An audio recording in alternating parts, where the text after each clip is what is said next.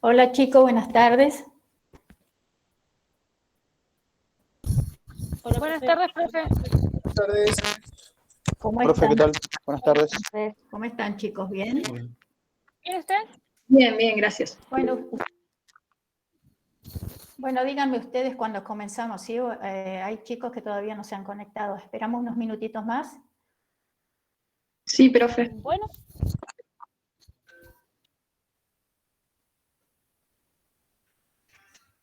Profe, ¿qué tema vamos a ver hoy?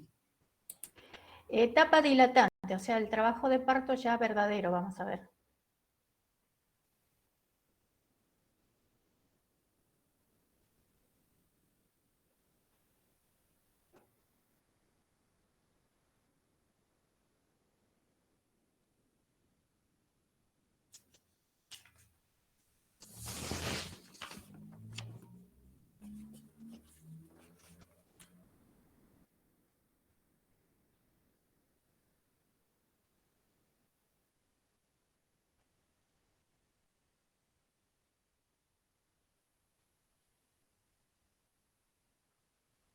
¿Cómo los trató el viento ayer?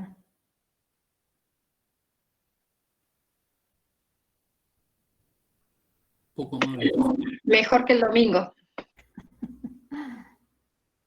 Sí, el domingo también estuvo bastante fuerte. ¿Cómo se llama el PDF, profe? Ahí te digo.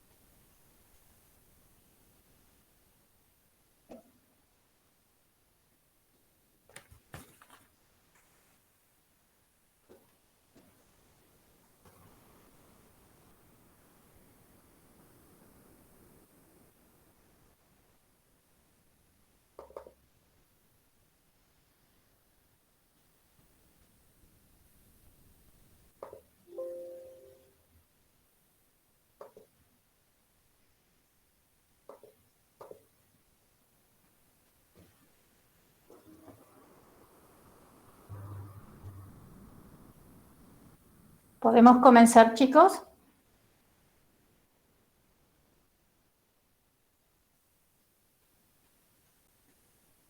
¿Así aparece el PDF, profe, con ese Sí. título? Trabajo de parto, etapa dilatante.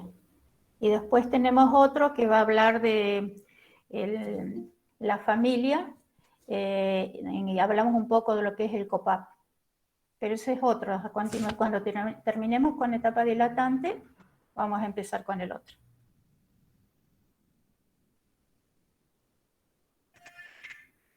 Empiece, profe. ¿Sí? ¿Empezamos? Bueno. Entonces hoy vamos a hablar de etapas dilatantes, ¿sí? Etapa dilatante es cuando ya estamos en un franco trabajo de parto, ¿sí? El parto normal, según la OMS, se define como aquel de comienzo espontáneo, de bajo riesgo desde el comienzo, desde el trabajo de parto hasta la finalización del nacimiento, ¿sí? El parto normal debe existir razones muy válidas para interferir con el proceso natural. El parto consiste en una serie de contracciones uterinas rítmicas y progresivas que gradualmente hacen descender el feto por el cervi, el cuello del útero y la vagina, canal del parto hacia el exterior, que luego termina con la expulsión de la placenta, que sería la culminación ya del trabajo de parto. Las tres etapas importantes en cuanto al trabajo de parto y dilatación son, primero, dilatación y borramiento, que se cumpliría todo lo que es la etapa dilatante. La segunda sería el expulsivo y la tercera sería el alumbramiento. En la primera etapa, en el periodo de dilatación, cuenta con dos fases. Una que es la inicial y activa. Ustedes por allí van a escuchar latente o activa. Inicial o activa es lo mismo, ¿sí?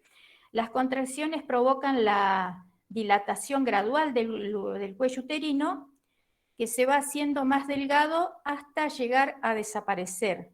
Que ustedes van a escuchar cuando dicen borramiento es porque el cuello ya desapareció, está totalmente borrado, y es donde va a pasar primero la cabeza del feto, ¿sí? Así, para no confundirse, cuando hablan de borramiento es porque ya está totalmente dilatado ese cuello. Estos cambios permiten que el feto pase por la vagina. En cuanto a la segunda etapa, que sería el expulsivo, ahí ya estamos hablando cuando el bebé ya nació. Y la tercera etapa, que sería el alumbramiento, es cuando se expulsa la placenta, ¿sí? En la evolución del trabajo de parto influyen diversos factores. Esto es lo que ustedes tienen que tener en cuenta cuando la madre ingresa en franco trabajo de parto o en un inicio que se cree que puede comenzar en un trabajo de parto. Nosotros en el carné prenatal tenemos que evaluar la edad de la madre, ya ir sabiendo si es primigesta, si es qué edad tiene, el peso materno, que nosotros vamos a ir evaluando si está excedida de peso, si puede llegar a ir a un parto normal o tal vez puede ir a una cesárea, más allá de que nosotros no vamos a intervenir, no vamos a decidir si va a cesárea o no, pero nosotros como enfermeros debemos saber más o menos en qué condición está esa mamá a punto de parir, ¿sí? También tenemos que tener en cuenta los intervalos entre nacimiento y nacimiento, ¿sí? Si es multípara, cuántos niños ha tenido y el tiempo. Por ejemplo, pueden suceder que sean de 1 año, de 2, o a veces de 10 años y que vuelven a ser como si fuesen una primigesta, ¿sí? También tenemos que evaluar el peso al nacer y edad gestacional, ¿sí? Las probabilidades del peso de ese bebé que está todavía en proceso para nacer. Profe, disculpe. Sí. Creo que hay gente esperando para entrar y me parece que, no sé si está pasando Filminas, pero está en la primera nada más. Ah, bueno. Sí, estoy pasando. A ver. No se ven, o sea, está clavada la primera filmina. Ay, discúlpame. Y después hay chicos esperando todavía, esperar, entrar.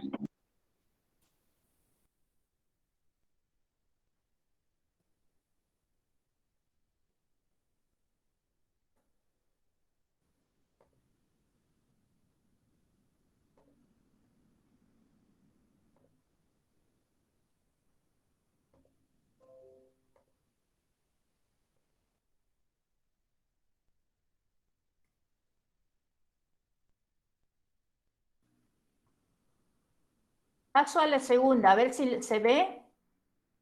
Esa sí, la segunda se ve.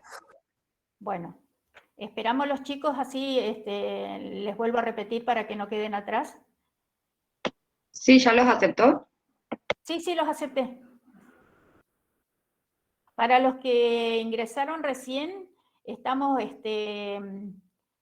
dando la charla sobre dilatación, ¿sí? En el franco trabajo de parto, ¿sí? Recién hablábamos de cuál era la primera etapa, que es la dilatante, y que es el borramiento también del cuello uterino, ¿sí? La segunda parte sería el expulsivo, es cuando nace el bebé, y la tercera el alumbramiento, cuando ya tenemos la expulsión de la placenta. Paso a la tercera. ¿Está? ¿Se ve? Sí, se ve. Bueno, entonces en cuanto a la evolución del trabajo de parto, influyen diversos factores que hablábamos recién, ¿sí? Que esto enfermería lo tiene que tener muy en cuenta en el momento de hacer la recepción de esa mamá que está en trabajo de parto. Debemos evaluar la edad de la madre, si es una adolescente, si es una multípara y de edad avanzada, que puede ser hasta 40 años, el peso materno, si está excedida de peso, o tiene un peso no adecuado, puede llegar a ser a veces por desnutrición. Evaluar los intervalos de nacimiento, o sea, la cantidad de niños que tiene y el intervalo. Por ejemplo, ha sucedido que en un año, o sea, un intervalo de un año entre niños y niños, ¿sí? También evaluar en el mismo carnet perinatal el peso al nacer, que debemos tener en cuenta también el peso del niño anterior, si sucede con el mismo del momento, y la edad gestacional. Todos sabemos que la edad gestacional, después de las 37 semanas o 38 ya hablamos de un trabajo de parto normal, y menor de 37 semanas es de pretérmino, ¿sí? También tenemos que evaluar como enfermero el estado del saco amniótico. No es que nosotros vamos a hacer el tacto y vamos a evaluar si está la bolsa íntegra, pero en este caso la obstetra va a ir informando si están las bolsas íntegras o no. Pero nosotros también podemos evaluar los apósitos, si el color o si hay un líquido en ese apósito, ¿sí? Si hay un color rosado, puede ser que haya ya un líquido amniótico o un color verdoso o amarillento. Aquí lo que también no tenemos que confundir a veces es el tapón mucoso, ¿sí? Si hay un trabajo de parto ya establecido, puede que haya en ese apósito un líquido rosado. Si es rosado, sí ha comenzado un trabajo de parto. Pero si es un color amarronado, no. Puede ser que haya estado, haya habido un examen ginecológico el día anterior y entonces ese tapón mucoso ha tomado un color amarronado. Cuando es un rosado ya intenso, es porque sí, ya está saliendo o queriendo salir ese tapón mucoso hacia el exterior. También tenemos que evaluar la posición de la madre durante el trabajo de parto o en el momento del examen, ¿sí? Que sea un lugar tranquilo, que el sillón esté en condiciones. Todo esto tenemos que ir evaluando, que a nosotros después, en el momento de la internación, nos va a ir sirviendo para ir haciendo cuál es el trabajo que nos corresponde a nosotros y que seguramente a ustedes les van a ir pidiendo. ¿Cuál serían? ¿Recuerdan? Si vamos teniendo todos estos datos.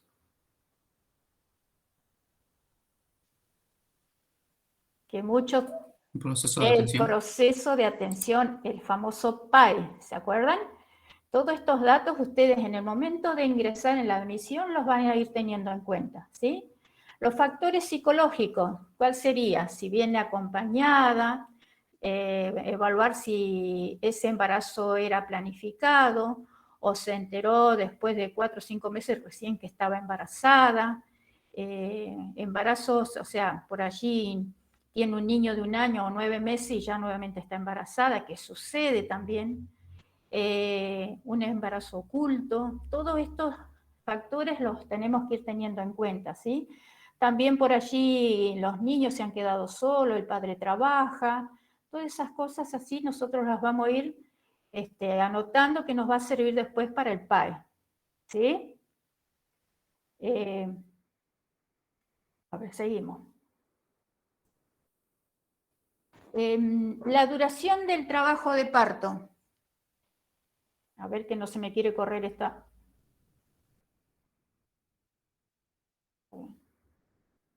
Profe, pasa que usted tiene que bajar con la flechita para abajo. Sí. No, sí lo estoy haciendo, pero se traba. Ahí está. Ah. La duración del trabajo de parto. La duración promedio del trabajo de parto más o menos es de 14 horas, de las cuales 13 pueden corresponder a la primera etapa. O sea, se hace más largo el periodo latente o el inicio, que ustedes por allí van a ver que dicen, el trabajo de parto es latente y activo, o inicial y activo. Cuando hablamos de inicial es lo mismo que latente, ¿sí? Para que no se confundan, porque hay diversas teorías y entonces por allí les puede confundir, pero es lo mismo, ¿sí? Siempre las primeras horas son más largas, o sea, el periodo latente, ¿sí? Entonces hablamos siempre de un trabajo de parto de más o menos de 14 horas, de las cuales 13 van a corresponder a la primera etapa. Y la segunda, más o menos de 10 minutos o a 1 hora, ¿sí? Ustedes van a por allí leer algunas teorías y siempre les van a poner 10 horas, 13. Es más, lo que ustedes siempre tienen que saber, que la primera etapa es la más larga.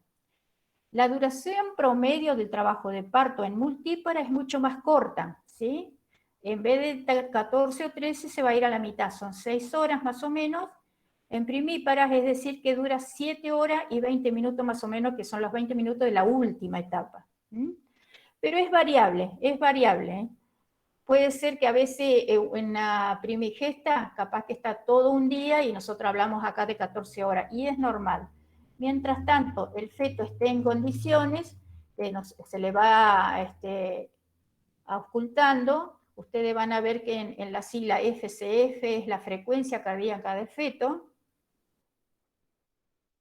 Eso siempre está a cargo de la partera, pero nosotros siempre como enfermero vamos a estar acompañando, ir sabiendo qué está sucediendo en ese trabajo de parto, que es el periodo dilatante. La atención del parto en maternidades centradas en la familia, que eso ustedes los van a escuchar muchísimo ahora, ¿sí? El acompañamiento.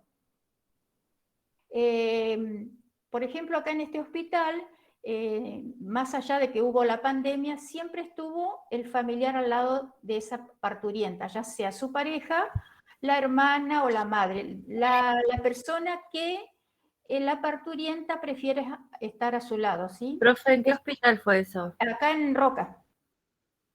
Acá en Porque Roca. allá en Viedma, por ejemplo, a mi hermano no lo dejaron estar en pandemia. Estuvo mi cuñado solito. Acá siempre estuvo acompañada.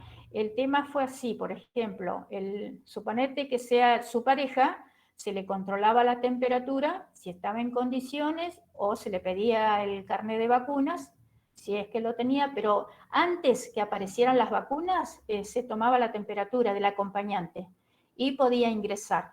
Ya se le colocaba todo lo que es lo de bioseguridad al familiar y podía acompañar a la mamá, ¿sí? Porque nunca se dejó de esto estar con el tema de la familia, la atención del parto centrada siempre en la familia, ¿sí? Seguramente los que pasen acá en Roca lo van a ver y eso sigue sucediendo, siempre está acompañada la parturienta. Después, lo que nosotros siempre acá nos basamos en los principios de la OMS, ¿sí? Esto, chicos, esto traten de tenerlo, o bueno, de todas maneras esto va a quedar cargado, pero esto ténganlo en cuenta, ¿sí? Ser no medicalizado, lo que significa que el cuidado fundamental debe ser provisto, utilizado un set mínimo de intervenciones y aplicando la menor tecnología posible, ¿sí? Ser basado en el uso de tecnología apropiada, ¿sí? Todos estos, los 10 ítems, ténganlo en cuenta porque es lo que la OMS pide en los cuidados perinatal, ¿sí? Ser multidisciplinario con la participación de profesionales de la salud, como obstétricas, neonatólogos, enfermeros, educadores, sociales también. Eso es un equipo de profesionales que ustedes acá lo van a poder encontrar los que pasen por este hospital. Ser integral, por ejemplo, teniendo en cuenta las necesidades intelectuales, emocionales, sociales y culturales. Por eso yo les decía hace un ratito acá, en el momento de la admisión de la paciente, todos esos datos hay que tenerlos en cuenta porque nos va a servir para el PAE. Lo mismo que en el punto 6, acá esto ténganlo en cuenta, ¿sí? En el punto 7 dice, centrado en la familia, dirigido a las necesidades de la mujer, su hijo y su pareja. En el punto 8 dice, ser apropiado, teniendo en cuenta las diferentes pautas culturales. En esto, por ejemplo, la mujer ya estando en etapa dilatante, puede deambular en la habitación porque va a haber un cuarto donde va a estar ella sola, ¿sí? Puede deambular en la habitación, puede bañarse, puede parir en forma parada, en cuclilla, en la cama. Esto lo decide la mamá, en qué condiciones va a parir. Después en el punto 10, respetar la privacidad, la dignidad y la confidencialidad de las mujeres. Hay mamás que prefieren sacarse toda la ropa y estar en desnuda, ¿sí? Y parir de esa forma. Otras solamente usan un pequeño camisolín y están con su pareja y piden a veces que los dejen solas y ellos van avisando en el momento que van a parir, ¿sí? Todo esto se tiene en cuenta. En las otras diapos que les voy a presentar, tomé fotos yo de las mamás que han, con permiso obviamente de las madres, en el momento de parir, en qué condiciones lo hicieron. Después, dentro de las actividades que pueden implementarse para que las maternidades logren este nivel, figura la siguiente. Participación de la familia en todo el proceso de atención institucional. Áreas de la planta física para las familias. Esto quiere decir que, por ejemplo, una vez que tiene su bebé, ya la mamá queda en ese lugar un tiempo con su pareja, o sea, las tres, papá, mamá y el recién nacido, ¿sí? Luego, después que realiza el COPAP, va a su habitación y comparte con otra mamá en esa misma habitación. Actividades de educación para la salud. Si depende de la mamá en las condiciones que está, se le da una charla, se le brinda una charla, ¿sí? Información a usuarias y familiares.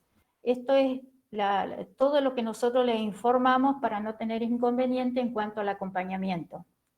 Profe, ¿qué dijo que realiza el pop-up? ¿Qué es eso? El COPAP es el contacto piel a piel, que eso más adelante en las otras diapos yo les voy a ir explicando cómo es, ¿sí? Que también, bueno. Después, servicios de voluntariado hospitalario y grupos de apoyos comunitarios. Esto existieron bastante en cuanto a la pandemia y ahora se siguen dando también, ¿sí? ¿Eso qué es, profe, los servicios de voluntariado hospitalario? Eso es cuando algunas mamás necesitan ropa para los recién nacidos o para ellas mismas, o grupos de apoyos comunitarios cuando las van a visitar a su domicilio. ¿Sí? ¿Y acá el Hospital de Roca cuenta con eso, con el voluntariado? Sí.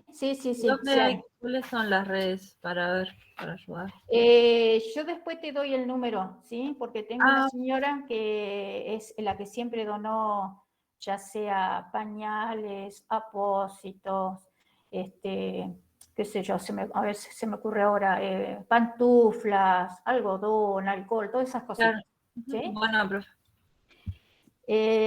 Bueno, después, Acá ya vamos a ir hablando de la primera etapa dilatante que recién les decía. Vieron que dice A, fase latente. Y ustedes por ahí, en otras teorías van a encontrar fase inicial. Es lo mismo, ¿sí? Vieron que hay en la tabla del 0, a ver si lo levanto un cachito, del 0 al 8 dice fase de aceleración, ¿sí? Esa es la fase latente, que por eso es más larga, porque hace un rato vi que yo les explicaba que se da de 10 a 14 horas, ¿sí? A veces sucede que puede ser menos, y la fase activa es la más corta. ¿Vieron? Que es la segunda etapa y fase activa es la más corta, ¿sí? Tenemos la fase latente, que puede ser el trabajo de parto falso o el trabajo de parto verdadero. Acá se hace la comparación. Por ejemplo, trabajo de parto verdadero. Las contracciones se producen en intervalos regulares y en el trabajo de parto falso son irregulares, ¿sí? En el trabajo de parto verdadero se inician en la espalda y se pasan hacia adelante en torno al abdomen. En el trabajo de parto falso, solo en el abdomen. Que a veces, seguro ustedes ya se han estado viendo lo que es el embarazo, existen contracciones sin dolor. Eso seguramente ya lo deben haber visto ya. Que sería el trabajo de parto falso. En el trabajo de parto verdadero, aumenta su intensidad y duración. En cuanto al falso, su intensidad es igual o varía. En el verdadero, los intervalos se acortan en forma gradual, mientras tanto que en el falso no se dan. Se intensifican si la persona camina, y en el falso, al caminar, no se intensifica. Por lo general, se siente alivio. Después, en el parto verdadero, ustedes van a escuchar el opérculo. ¿Qué sería el opérculo? A ver si alguien lo recuerda. El tapón mucoso. El tapón mucoso, ¿sí? Por lo general se observa su presencia cuando comienza ya la etapa dilatante, una mucosidad teñida de rosa que se libera por el canal cervical al comenzar el trabajo de parto. En cuanto al trabajo de parto falso, solo se puede observar un color café que puede ocasionarse, como les decía anteriormente yo, en un examen pélvico reciente o por un contacto sexual, ¿sí? La expulsión del opérculo es una pequeña secreción de sangre mezclada con una mucosidad de la vagina. Generalmente es un indicio de que el parto está a punto de iniciarse. Desde la expulsión de ese tapón mucoso hasta el comienzo de las contracciones pueden pasar hasta 72 horas o más, ¿sí? No hay problema ahí, ¿sí? Y la deambulación aumenta la intensidad de las contracciones, y en cuanto al trabajo de parto falso, no se observan cambios. Este cuadrito ténganlo en cuenta, chicos, ¿sí? Valoración. La valoración de contracciones. Por ejemplo, como enfermeros nosotros vamos a ir evaluando la intensidad. Por allí hay mamás que si no han hecho el curso de trabajo de parto, se ponen muy ansiosas. Entonces nosotros vamos evaluando la intensidad y ellos mismos te van diciendo con un reloj, ¿sí? Hay mamás que te dicen, cada 5 minutos tengo una contracción y me dura más del minuto. Entonces nosotros en la próxima contracción evaluamos si es el minuto, si es menos o en qué tiempo se da. Y la duración de esa contracción, la frecuencia y el tono. El tono quiere decir el tiempo que dura la panza o el abdomen sería en forma dura, ¿sí? Ese sería el tono, ¿sí? Eso también nosotros como enfermeros debemos tenerlo en cuenta, ¿sí? Porque la mamá se desespera de tal manera y siempre confía mucho más en el enfermero y no la obstetra. A veces la obstetra está evaluando otras madres y nosotros somos los que tenemos que estar atentas al lado de esa mamá, ¿sí? Acá, por ejemplo, la coloración de las membranas. Vieron que acá el tapón mucoso, ahí está en color amarillo, ¿sí? Pero el tapón mucoso, decíamos hace un rato, que es de color rosado. Y el saco amniótico roto, en este caso, se evalúa de esa manera también, ¿vieron? ¿Lo están pudiendo ver el gráfico ahí? Sí. Bien. Siguiente. No se recomienda romper las membranas, ¿sí? Las bolsas deben romperse antes de la salida del feto. Esto es cuando a la mamá ya la tenemos en el sillón y cuando viene una contracción fuerte, recién se pueden romper las membranas, ¿sí? A veces se rompen en forma espontánea, no hace falta romperlas, ¿sí? En función del momento, por ejemplo, si la rompemos en forma prematura, por allí sucede que en el momento que nace el bebé, nace con un hematoma, ¿sí? En la cabecita, porque es donde empuja y solo trabaja sin las bolsas de agua, se saben formar unos hematomas. Esos se disuelven después, pero es mejor no romper las bolsas. Ahora, si se rompen en forma espontánea, bueno, no queda otra, ¿sí? Siguiente, se debe evitar romper artificialmente esas membranas. Acá es donde lo que decíamos recién. Altera el momento fisiológico de la rotura de membrana. O sea, ¿por qué no se deben romper? Porque esa bolsa de agua también ayuda en las contracciones, ¿sí? Vieron que las contracciones vienen de arriba hacia abajo. Las aguas esas también ayudan al bebé para que no sea tan traumático su trabajo de parto, porque los bebés también intentan salir y ayudan en esas contracciones, ¿sí? Acá aumenta la compresión de la cabeza fetal, ¿sí?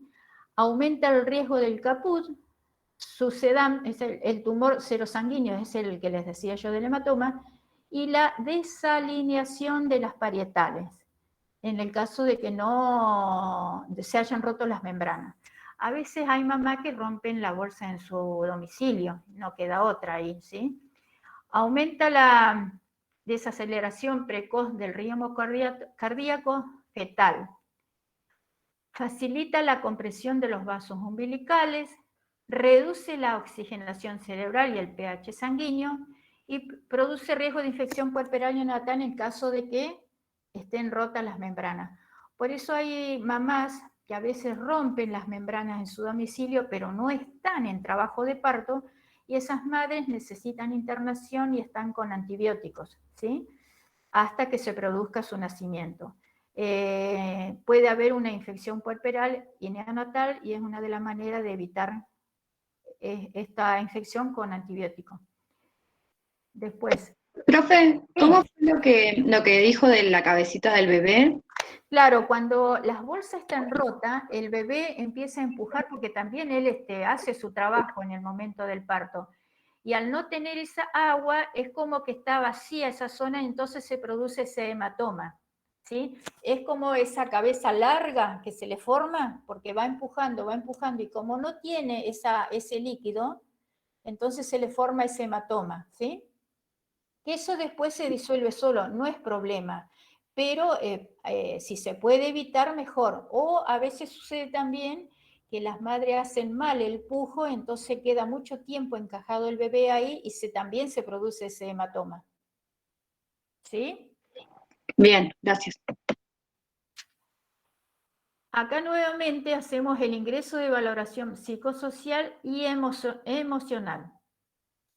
Nuevamente tenemos que tener en cuenta la edad, la escolaridad, situaciones socioeconómicas, reacción al embarazo, esto es muy importante tenerlo en cuenta, experiencias obstétricas previas, apoyo familiar, preparación para el parto.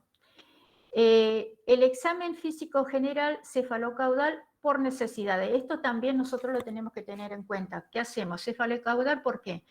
Evaluamos cómo están las mucosas, si hay mamás que están muy deshidratadas, evaluamos los pechos, cómo están, evaluamos el abdomen, evaluamos si hay alguna hernia umbilical en la mamá, evaluamos miembros inferiores. ¿Por qué? Porque pueden haber edemas por el mismo embarazo, evaluemos si hay varices, evaluamos cómo están esos pies, a veces con muchos edema, entonces les dificulta mucho deambular. Todo esto lo vamos teniendo en cuenta para ir armando el PAE nosotros, ¿sí? Realizar un examen obstétrico, valorar el borramiento, por ejemplo, nosotros lo que tenemos que tener en cuenta de lo que nos vaya diciendo la obstetra, si costó mucho el borramiento, si costó mucho la dilatación, el número de feto. En cuanto a la dilatación, por ejemplo, hay mamás que llegan a 3 centímetros y capaz que pasan para el otro día porque no están en un franco trabajo de parto, y esto mientras el bebé, su frecuencia cardíaca sea normal, no es problema, pero lo que sí tiene que haber un monitoreo continuo, ¿sí? Porque por allí hay que ir explicándole a las mamás porque dicen, se le está pasando el parto, ¿sí? Ustedes muchas veces lo van a escuchar por allí. No, porque a mi familiar se le está pasando el parto. Esto siempre nosotros teniendo en cuenta de que haya el monitoreo de la frecuencia cardíaca del feto y también de los signos vitales de la mamá, ¿sí? Eso siempre lo vamos a ir teniendo en cuenta nosotros como enfermeros. Acá tenemos el tacto, por ejemplo, en ese gráfico podemos ver el tacto, y acá podemos ver de qué manera se va expandiendo el cervi para que vaya pasando el bebé. Fíjese en en el gráfico 1, en el gráfico 2, cómo va avanzando, en el gráfico 3, ya cómo va avanzando, y fíjense en el último, cómo ya casi rotó para nacer. ¿Lo pueden ver ahí? Sí. ¿Sí? ¿Vamos bien hasta acá? ¿Alguna duda? Porque ya estamos en el periodo dilatante ya casi completo. Ahí ya como que estamos llegando a dilatación 10. ¿Vamos bien hasta ahí? Sí, profe. Profe. Bueno. Valorar el estado fetal, cómo es la presentación, posición, situación, nivel de encajamiento, latidos cardíacos fetales. Nosotros también estamos que estar presente ahí en el momento de que la partera nos diga, me ponen el monitoreo fetal a ver cómo está. Por allí cuando hay madres que hay una contracción, le cuesta ayudar a pujar o porque está muy cansada. Entonces nosotros como enfermeros ayudamos a colocar el monitor para escuchar los latidos. Acá, por ejemplo, entre 120 y 160 latidos por minuto es normal, pero si nosotros vemos que está bajando de 196 porque algo raro está pasando, ¿sí? Esta ténganla en cuenta también. También nosotros podemos evaluar el nivel de encajamiento, ¿sí? ¿Se acuerdan cómo se llama cuando evaluamos en qué posición está el bebé en la panza? Las maniobras de Leopold. Leopold. Eso también nosotros lo podemos hacer, ¿sí? Los que estemos por allí en cuanto a la práctica, vamos a tener la oportunidad de hacerlo. Y van a ver que ustedes mismos después se van a dar cuenta en qué posición está ese bebé mientras esté en el útero. Los latidos fetales también los podemos escuchar y vamos a poder diferenciar los latidos de la madre y los latidos fetales, ¿sí? Eso, y también vamos a poder escuchar cuando pasan los latidos en el cordón umbilical. También es distinto y lo vamos a poder diferenciar. Todo eso lo vamos a hacer en la práctica. Ojalá nos toquen unas prácticas lindas donde podamos evaluar todo esto que estamos viendo ahora, lo podamos bajar hacia la práctica. Siguiente, vamos. ¿Vieron? Este es el pinar, le llamamos nosotros, ¿vieron? Esto que están viendo en este gráfico lo vamos a poder hacer, ¿sí? Con ese pinar y podemos escuchar muy bien los latidos del bebé. ¿Vieron que tenemos la mano de la mamá? Ahí pueden ver. Entonces, de esa manera nosotros podemos identificar el latido de la mamá y el latido del bebé, que van a ser distintos. Obviamente que el bebé va a ser mucho más acelerado que el de la mamá. Eso también lo vamos a poder evaluar en la práctica. Va a ser muy linda la práctica. A mí me gusta muchísimo y más cuando los alumnos están interesados, es mucho más rico e interesante. Acá estamos en la fase activa, que sería en la última parte, ¿sí? Valorar el borramiento y dilatación, estado de las membranas, posición y estación fetal. La estación fetal les va a ir diciendo la partera. Viene con la cara hacia arriba, viene de derecha, viene de izquierda. Es la posición en que el feto está girando para nacer, ¿sí? Valoramos la eliminación vesical materna. Vieron que la vejiga, ¿por dónde está? ¿Delante o detrás del útero? Delante. Bueno, a veces la paciente la vejiga se le llena de orina y es necesario vaciarla, ¿sí? O por allí en el mismo pujo la misma mamá puede vaciar la vejiga. Pero si nosotros podemos vaciarla antes, que puede ser con un sondeo, esa vejiga se vacía, ¿sí? Estimular la eliminación es lo que recién les decía. Control de signos vitales materno cada hora o media hora, valorar la intensidad, frecuencia, duración de las contracciones. Esto es todo lo que dijimos hace un ratito, pero en forma reiterada lo vamos repitiendo porque esto se da cada media o cada hora, ¿sí? Valorar la conducta de la embarazada, si tienen miedo, tensión por allí.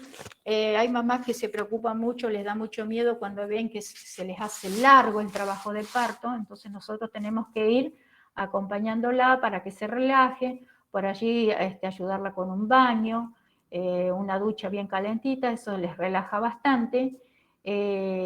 Acá se utiliza mucho lo que es la ducha, ¿sí?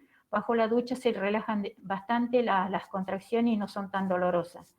Valorar el tono, revisar la relajación uterina. Esto es importante, chicos, cuando decimos revisar la relajación uterina. Esto lo tenemos que tener muy en cuenta.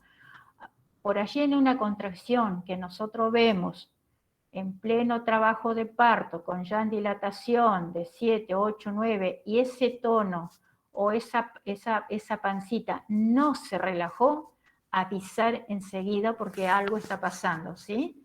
Esa panza se tiene que relajar, ¿sí? La parte uterina tiene que relajarse, nunca tiene que quedar contraída, ¿sí? En eso nosotros tenemos que avisar enseguida. Valorar la frecuencia cardíaca del feto cada 30 minutos. Esto también lo vamos a ir viendo en la práctica. Las intervenciones de enfermería. Se debe controlar de cerca todo el proceso. Se debe insistir con la parturienta en la realización de técnicas de relajación, técnicas de respiración. Esto es todo bien, todo de enfermería. Lo otro, antes que me olvide que se me pase, cuando recibimos una embarazada en trabajo de parto ya con bolsas rotas, no se hace en forma reiterada el tacto, ¿sí? ¿Por qué? Porque para evitar que suban microbios y puede producirse una infección puerperal después. Entonces, recuerden, en una mamá que ya viene con bolsa rota, no se hace el tacto en formas reiteradas, ¿sí? Solo se hace monitoreo. Eso por allí puede llegar a ser una pregunta de examen, ¿sí? Se la debe mantener informada siempre y se la debe tranquilizar. Esto es todo para el proceso de atención. Se debe favorecer la deambulación, no se realizan enemas de rutina, esto ya hace años que no se realiza, tampoco el rasurado, recomendar la ingesta libre de líquidos, se evitarán venoclisis innecesarias, esto según el criterio médico lo va a pedir o no, ¿sí? Se debe prescindir de medicación innecesaria durante el trabajo de parto. Por ejemplo, por allí hay muchas madres que piden analgésico porque no quieren sentir dolor, ¿sí?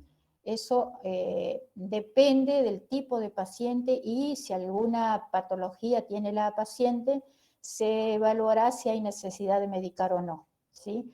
Por ejemplo, por allí una mamá que tiene una escoliosis puede ser que sea medicada, ¿sí? Por su columna. Pero por allí este tipo de pacientes directamente van a cesáreas. Realizar masajes dorsales, cambios de posición, animar a la persona. Los cambios de posición generalmente, si está en reposo, quedan en posición siempre inclinando la panza hacia el lado izquierdo, ¿sí? Es una manera de que ese feto pueda recibir mejor el oxígeno. Fase de transición. Puede ocurrir irritabilidad aguda, que por allí lo vamos a ver nosotros, dificultad para controlar la conducta. Esto es cuando ya se descontrolan las madres y ustedes por allí lo van a ver también, que gritan, insultan, te empujan. Eso también puede llegar a suceder. O sea, nosotros debemos estar preparados para esta fase. Fatiga, insomnio, temor, desánimo. Por allí hay muchas que dicen, no puedo, no lo voy a tener o no voy a poder. Frustración, calambre en las piernas, esto sí muchísimo se ve. Escalofrío, diafóresis, flatulencias. Hay pacientes que en pleno trabajo de parto vomitan o están nauseosas. Sensación de estiramiento de la parte baja del periné. Hay muchos en el mismo trabajo de parto defecan, en dorsalgia intensa. Todos estos datos que les estoy diciendo también se dan, ¿sí? Por allí no los asustes, en pleno trabajo de parto los insultan, eso como que nos vamos acostumbrando, pero es propio de la irritabilidad que sucede en ese momento. Intervenciones posibles, el apoyo emocional, fomentar la cooperación, siempre hay que estar acompañado, nunca estamos solos. El equipo que está en el trabajo de parto siempre va a haber la obstetra, enfermera para el parto, enfermera para el recién nacido y el neonatólogo. Son 4 personas o 5 si hay alguien más que esté colaborando, ¿sí? Bueno, hacemos apoyo en cuanto a la técnica de relajación, técnica de respiración, que eso todo lo vamos a ir viendo en la práctica. ¿Cuál es la técnica de respiración? También los masajes dorsales, cuáles son los cambios de posición, eso también lo vamos a ir viendo. No hay que dejarla sola. Aporte de soluciones azucaradas, esto es porque se deshidratan con mucha facilidad y hacen muchas hipotensiones. Acá, por ejemplo, está la segunda etapa del trabajo de parto, es cuando ya está expulsando a ese feto, ¿sí? Esta es la posición que podemos utilizar la camilla, puede ser en esa posición, la primera de abajo, la segunda o la primera, que es bien sentada. Esta es otra. Por ejemplo, donde tiene las piernas ahí atadas, esa ya no se usa más, es solo apoyar en unos tacos, como está en la primera parte. Acá, por ejemplo, esta sí es foto que está tomada ya en el hospital. Esta es la segunda. Estas son todas fotos verídicas. Las hemos tomado. Vieron que ahí ya está en la parte de expulsión. ¿Puede volver, profe, a las primeras? A ver, ahí. Ah, sí. ¿Sí? Sí. Ahí es cuando está el obstetra haciendo el monitoreo, ¿sí? Eso sería en la fase latente, porque ya en la fase activa medio que no se puede porque ya está en el franco trabajo de parto, o sea, en la última etapa, y está con muchas contracciones. Por ejemplo, acá, medio que ya no se podría, porque ya no da lugar por los mismos dolores que presenta la parturienta. Acá ya está, acá está encajado, ya está bien encajado ahí el bebé. Esas serían las otras fases. ¿Vieron? Ahí están haciendo. Siempre, por ejemplo, la mano derecha, en caso de que nos toque por allí, me ha tocado hacer partos también, porque por allí no alcanza a llegar la partera, siempre la mano derecha abajo para que el periné no se estire demasiado, porque a veces se rompe, ¿sí? Entonces se sostiene la cabeza, la mano derecha se pone abajo en el periné para que no se estire. Vamos a la próxima. Ahí están haciendo. Vamos a la próxima. Profe, lo de la toalla en el periné, ¿no es que se pone como tibia, digamos? Una No, toalla tibia. y no te da porque te imaginas que En eso se tiempo, enfría ¿no? enseguida, claro, en tiempo. La Claro. idea es tener un paño limpio o estéril. En realidad se maneja todo con material estéril ahí, ¿sí? Ahí están haciendo.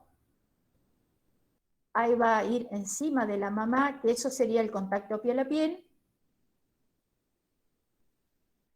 Acá ya está en contacto piel a piel.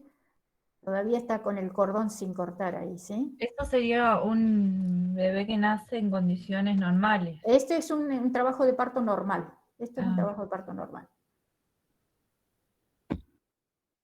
Bueno, posibles intervenciones, indagar sobre los acontecimientos del embarazo y trabajo de parto. Estos son todas recomendaciones, ¿sí? Preparar todos los elementos necesarios para un parto aséptico. Ayudar a la embarazada a preparar la ropa que colocarán al recién nacido. Esto sería antes de ingresar a la sala de parto. Colocar a la parturiente en posición para el parto. Mantener la asepsia durante todo el trabajo de parto. Esto, chicos, es muy importante. Esto ténganlo bastante en cuenta, porque por allí en la práctica se les puede preguntar, va a ir un parto en ponerle en 1 hora. ¿Qué tengo que tener en cuenta?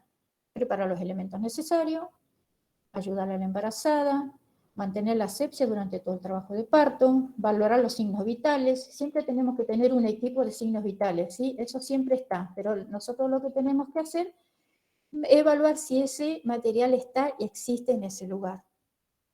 Valorar el estado materno y fetal después de cada contracción y pujo. Ayudar al embarazado en los cambios de posición. Que por allí muchas veces se producen calambres y hay que ayudarla, ¿sí? Ayudar a la embarazada en el momento del pujo. En el momento del pujo es que por allí la podemos incorporar, porque la mamá en el momento del pujo lo que tiene que hacer es levantarse, mirarse la panza, y nosotros lo que podemos hacer es ayudarla en la parte de la espalda, o el familiar que está detrás siempre le puede ayudar, ¿sí? También puede ayudarla con aire, qué sé yo, con un material. Siempre nosotros le damos un equipo de guantes estériles para que le largue aire, o también tenemos el equipo de oxígeno. Pero por allí les molesta la máscara y entonces el familiar con un material o ¿cuánto es? Sí, un par de guantes, siempre le damos nosotros el paquete para que le largue viento, para que esté tranquila. También le podemos ofrecer líquido o una toalla para que vaya secando la cara, porque transpira muchísimo también. Profe, Sí, eso del, digamos, el puje, sí. ¿cómo Ese pujo es voluntario, ¿sí? En el momento de la contracción, cuando viene mucha contracción, la mamá siente el deseo de pujar. Ese pujo es cuando nosotros siempre le decimos a la mamá, el pujo es cuando vos tenés ganas de hacer caja. Esa necesidad de defecar es lo mismo que en el momento del pujo. Esa sensación eso se es... le enseña, profe, en la preparación del parto? ¿Se le enseña a pujar? Se le enseña a pujar, o sea, se le dice, no que puje, sino en los Ah. cursos se les da. Pero en el momento del trabajo, cuando en el inicio de trabajo de parto se le va explicando, vas a sentir esto, por allí vas a sentir la necesidad de defecar, y es el pujo, una sensación de pujo. Es cuando está en plena contracción, vos vas a sentir esa sensación. Y es ahí cuando vos tenés que ayudarle con fuerza a ese pujo, ¿sí? Profe, No ¿cómo es la posición para ayudarla a la mujer? estar sentada, Sí, por ella allí, sí, ella elige, ¿eh? Ella Ah, elige. A veces no quieren estar en el sillón y quieren parir en la misma cama. Después hay unos banquitos estilo inodoros que también se sientan ahí y ahí mismo sentada empiezan a pujar. Por eso yo les decía que en la parte de internación eso lo van a poder ver todo en directo, ¿sí? A ver otra. Esto también seguramente van a ver en las episiotomías. La primera episiotomía, el primer gráfico que se ve ahí es cuando dicen hora 7, ¿sí? Esa sería. Vieron que ahí está la cabeza ya, está aflorando la cabeza ya del bebé y es el momento de hacer la episio. No se hace antes porque si no siente el dolor. En el momento que está ahí la cabeza del bebé es como que no siente el dolor en la mamá en el momento del corte. Siempre la se segunda- hace la episio. Episiotomía se hace cuando vemos que el canal del parto o esa zona baja es muy angosta y puede a veces desgarrarse demasiado, ¿sí? Entonces se le hace la episiotomía. Ah, mira. En este momento el gráfico lo que está mostrando ahí es hora 7 le llaman, ¿sí? Porque es como las agujas del reloj y más o menos se da como hora 7, ¿sí? ¿Y qué es lo que hacen? ¿Un Un corte corte? y evaluando que no haya muchas, siempre se evalúa que no haya mucha ramificación, ¿sí? De venas, Ajá. ¿sí? Y después se hace la sutura. Vieron que después hay una sutura al lado. Sí. Se hace eso para que no se desgarre, a veces se desgarran hacia el periné, hacia el ano, Ah, porque va pasando. Entonces se ayuda con esa episiotomía para que no se desgarren demasiado. A veces se desgarran hacia arriba y es horrible eso. profe. Quedan con muy mala sensación, después para la inyección es muy doloroso. Entonces se les ayuda haciendo esa episiotomía. Beneficios. Permite conservar la integridad del suelo pélvico. Estos serían la episiotomía, ¿sí? Disminuye la incidencia de desgarro en caso de efectos macrosómicos, o sea que cuando son bebés grandes, ¿cuáles son los beneficios de la episiotomía?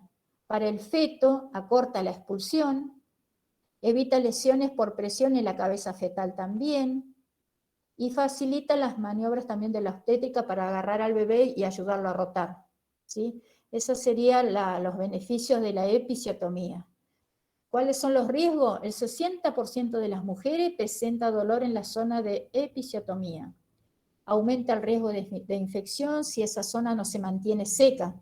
Por eso cuando hay mamás que tienen episiotomía, siempre enfermería les dice traten de cambiarse ese apósito seguido, que no esté mucho tiempo mojado porque hay riesgo de infección, ¿sí? El dolor y el edema puede inhibir el deseo de orinar y defecar también, más que nada en defecar. Tienen mucho miedo en el momento de defecar porque es muy doloroso. Aumenta el riesgo de pérdida de sangre, por allí porque se ha cortado un vaso. Aumenta el riesgo de dispareunia persistente que dura más de 6 meses. ¿Sí? Esto a las mujeres que después tienen relaciones sexuales les duele muchísimo esa zona. ¿Sí? Y les cuesta que se vaya ese dolor. O sea, esos serían los riesgos de una episiotomía. Tercera etapa del parto, el alumbramiento. Esto también lo vamos a poder evaluar, vamos a poder evaluar el tiempo en que se expulsa la placenta, el momento que la placenta esté todavía en el útero, vamos a poder palpar y evaluar cómo está dentro o sea, tocarla en realidad. Estos son los gráficos de la manera en que se va desprendiendo la placenta del útero, ¿sí? Esto también lo vamos a ir viendo. Acá tenemos la placenta. Esta placenta acá está dada vuelta. Eso negro que vemos son los cotiledones, que eso también lo vamos a ir nosotros evaluando, los vamos a contar. O sea, tenemos que evaluar que estén todos sanos. Si hay alguno roto, es porque ha quedado membranas en el útero y eso hay que extraerlo, porque si no la mamá sigue teniendo contracciones porque aparenta tener todavía un cuerpo adentro del útero. En la segunda foto, ¿vieron que ahí está el cordón? Bueno, ese cordón nosotros lo que evaluamos que tienen que haber ¿cuántas cavidades? ¿Se acuerdan? 3. 3 cavidades. Eso lo vamos a poder evaluar bien también, ¿sí?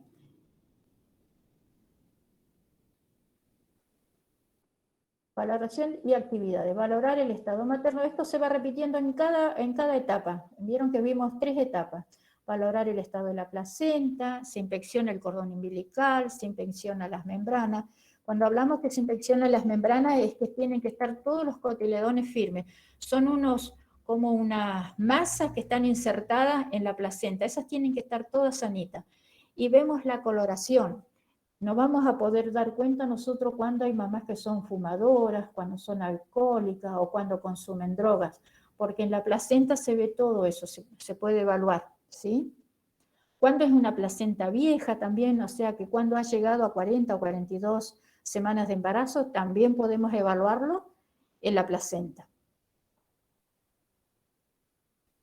Las intervenciones posibles: favorecer la relación madre-hijo, en el momento del contacto piel a piel, palpación del fondo uterino y masaje, control de tensión arterial y pulso, control de la hemorragia. Esto, por ejemplo, chicos, las intervenciones posibles, esto todo va en un examen seguramente que les van a tomar. En el momento de nacer, ¿cuáles son las intervenciones que tenemos que tener como enfermero? Favorecer la relación madre-hijo. Esto sería en el contacto piel a piel. Palpación del fondo uterino y masaje cuando hacemos el control del puerperio. Controlamos la presión arterial y pulso. ¿Para qué? Para ver si está hipotensa, puede ser que esté taquicárdica y puede llegar a que haya una hemorragia. Administrar ocitóxicos sintéticos, esto sería la oxitocina, que seguramente nos van a indicar los médicos o la obstetra, que es la oxitocina artificial, ¿sí? Tranquilizar a la madre, realizar la asepsia del periné en el momento que sea necesario. Chicos, ¿dudas hasta acá? ¿Preguntas? ¿Qué les quedó colgado? ¿Qué es lo que Profe, Sí. ¿cuál sería la acción de la oxitocina, digamos, ahí en ese caso? En el momento que nace el bebé, hay médicos, obstetras que piden, nació el bebé, se hace la oxitocina artificial. Hay otros que esperan que se expulse la placenta para hacer la oxitocina artificial. Es una manera de que ayude a expulsar si quedaron restos y después colocar el bebé al pecho enseguida para que la oxitocina fisiológica actúe en el momento para hacer la contracción directamente. ¿Está? Sería una cosa o la otra, Claro, digamos. la artificial es la que ayuda a eliminar los restos que quedan. Y también al momento de colocar al bebé enseguida al pecho nos ayuda a la vasoconstricción, o sea, de manera expulsa, pero al momento va cicatrizando en el útero, ¿sí? Porque se va produciendo una contracción ahí también y esas lesiones que quedaron adentro se van, no enseguida, pero va ayudando a cicatrizar. Es donde estuvo pegada la placenta. ¿Está contestada la pregunta?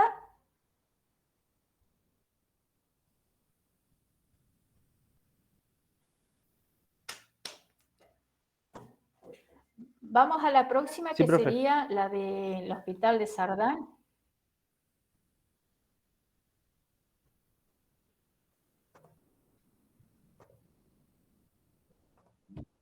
Profe, entonces la primera etapa se divide en 3 partes y las otras 2 no tienen división. No tiene.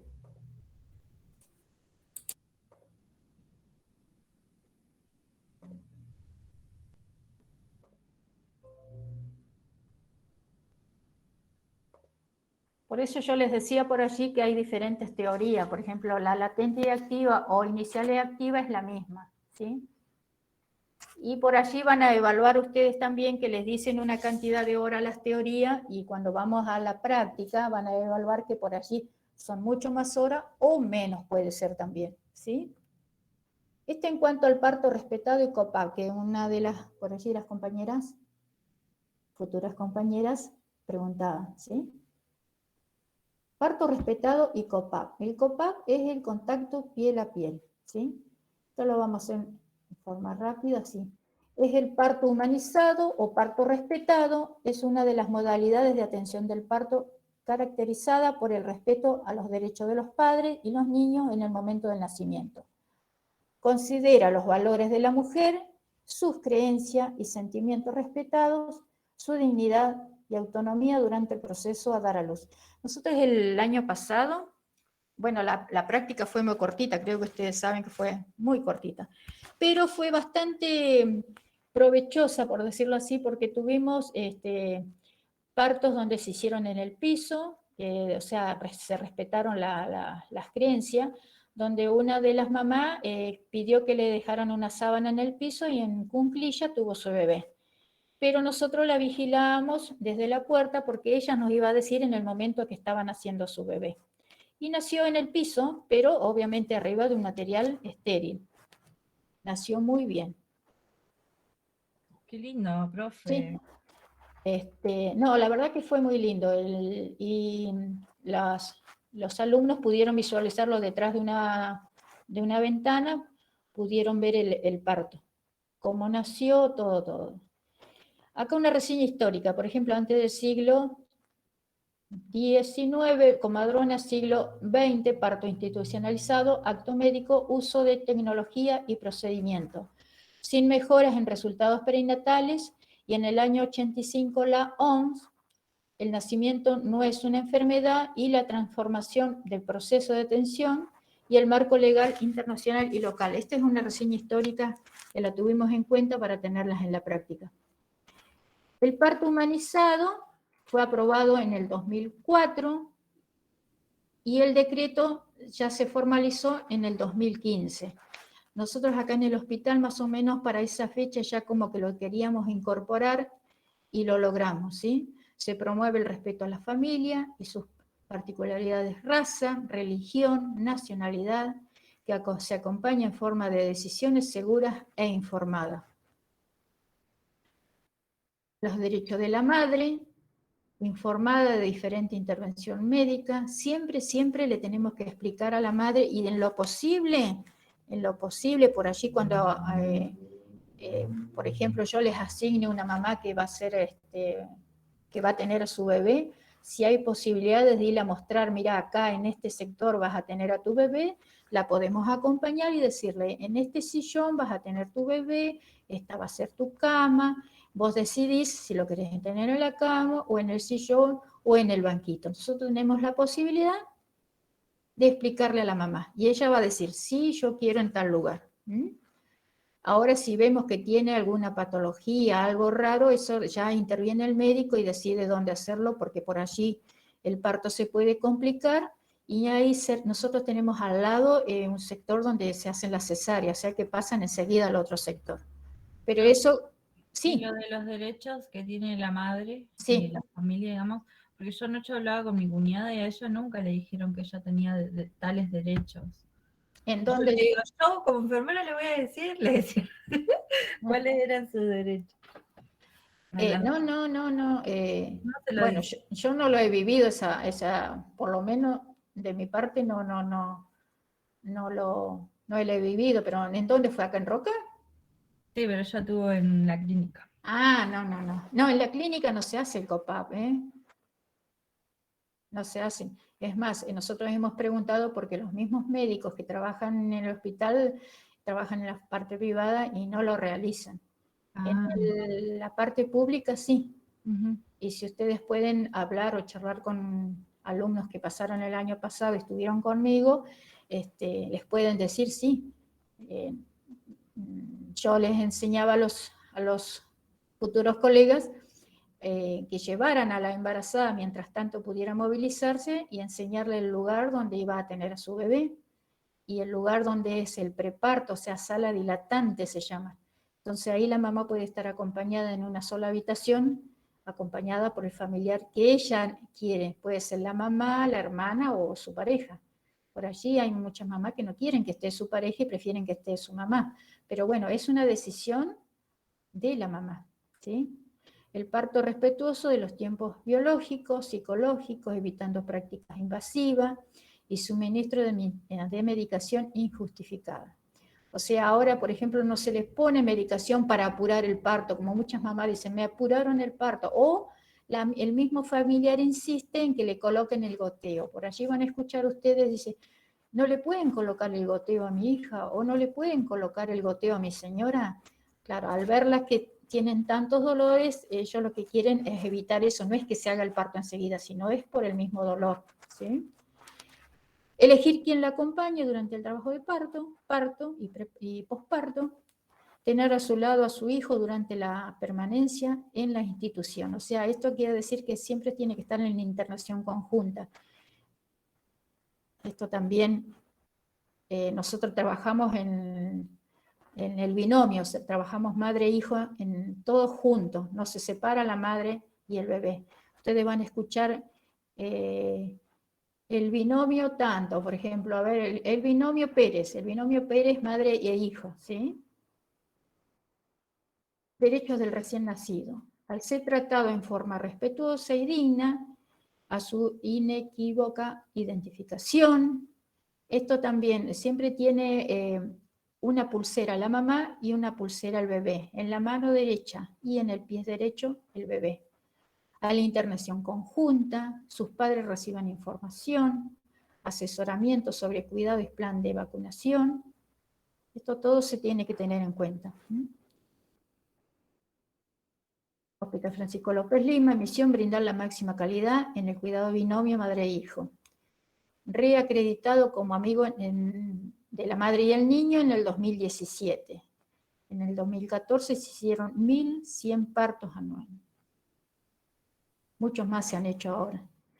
Bueno, esta es la entrada, acá les estoy mostrando, esta es la entrada del servicio de ginecología del hospital, ¿sí? Esta es una sala de preparto. ¿Vieron que ahí hay una sillita que parece un inodoro? Sí. Bueno, ahí también puede parir la mamá, ¿sí? Nosotros la sentamos ahí, colocamos abajo material estéril para donde van a hacer el bebé. Eso sí, que nosotros tenemos que estar agachaditas ahí, ¿sí? Esperando que nazca. Después está esa pelota, que la mamá se puede sentar en esa pelota y balancearse. Eso relaja mucho lo que es la cintura, la espalda, ¿sí? Eso relaja un montón. Por ejemplo, ahí donde está esa camilla, en la parte de abajo, vieron que hay un fuentón. Esa cama, ahí puede nacer también el bebé. La corremos más atrás, o sea, más abajo, vieron que hay 2 fierros largos. Bueno, ahí se agarra la mamá y puja. Ahí el bebé puede nacer también, ¿sí? Ahí la vemos en forma lateral. Donde hay 2 camitas, es sala dilatante, vieron que también ahí está la pelota, la mamá se sienta en la pelota, se agarra del respaldo y se balancea. Este es el sillón del trabajo de parto. Ahí vieron que no tiene donde atan los pies, sino que tiene 2 cavidades donde mete el pie y se sostiene. Al lado está la sala de recepción, si en caso necesario, si no el bebé queda en contacto piel a piel. No es necesario llevarlo a la sala de recepción. El peso se puede hacer después de las 12 horas, no es necesario pesarlo enseguida. La idea es que el bebé esté con la mamá desde el momento que nació. Ahí está la partera, ahí está el familiar al lado. Ahí nació este bebé, está en contacto piel a piel, se le coloca gorrita, pañal y soquete. ¿Y vieron que tiene la identificación en la mano el bebé? Sí. Se les coloca enseguida el sexo y la hora. Y el No apellido. no se lo tapa nada, se queda ahí. Sí, no, se lo cubre. Se lo cubre, no, se lo cubre. Ahí está el papá en contacto piel a piel. Se lo pueden entregar al padre. Vieron que se le da un camisolín y el padre está en contacto piel a piel. El segundo es ahí, se lo entregó en ese momento, pero se lo cubre, ¿sí? No es que queda así. Ese momento ahí, cuando la mamá por allí está muy agotada y se le tiene que hacer alguna intervención, por allí cuesta que nazca la placenta, entonces se lo entregan al padre. También es en el momento de las cesáreas, como el bebé se lo pasa para la recepción, se lo pesa, se le hace la profilaxia al bebé, y mientras tanto están en el quirófano, el papá hace el contacto piel a piel.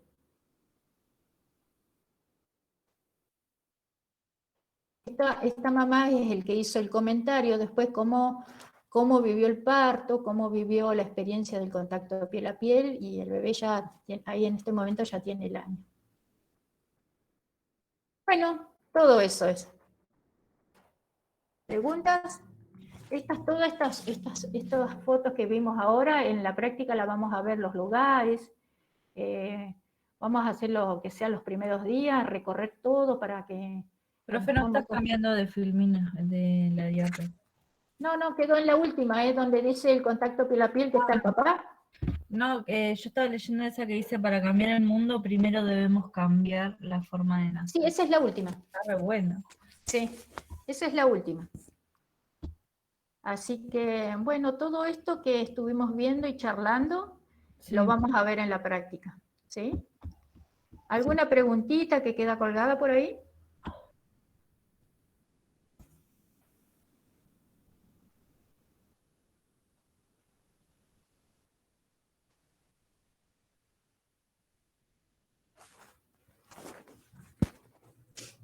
¿Queda todo claro?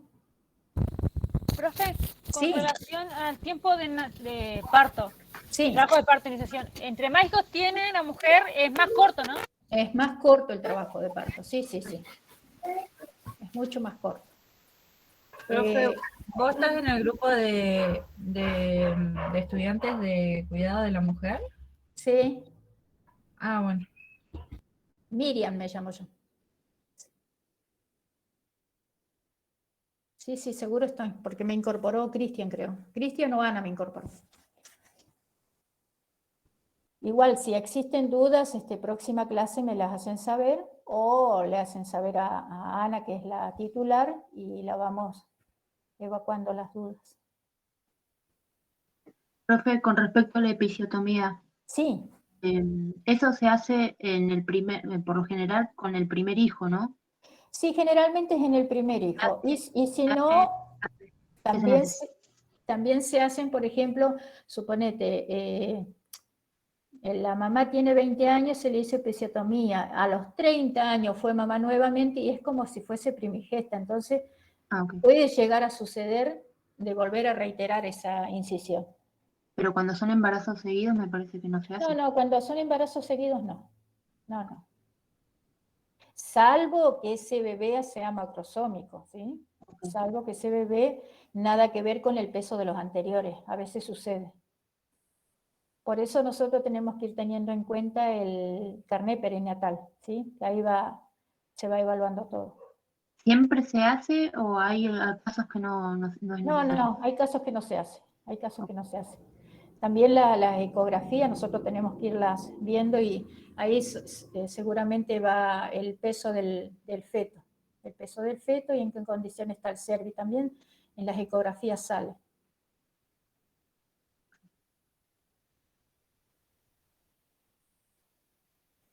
¿Algo más, chicos?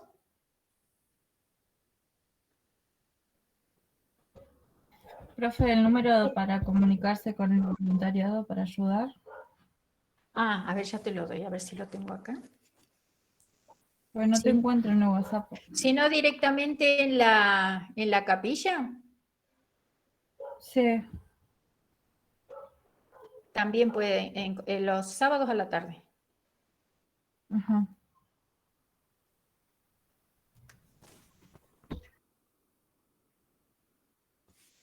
¿Algo más, chicos?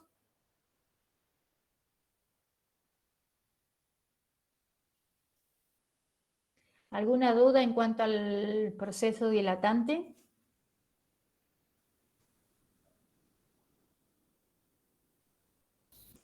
No, profe, de mi parte no. Por mi parte tampoco, profe, por ahora todavía no. ¿No? Hasta cuando lea Bueno, el PDF capaz que salten algunas dudas. bueno. Nos vemos la próxima entonces, chicos. Sí, porque estamos muy con la cabeza en el parcial, así que es como que todavía no estamos en ¿Qué les van a tomar? unidad 1 y 2.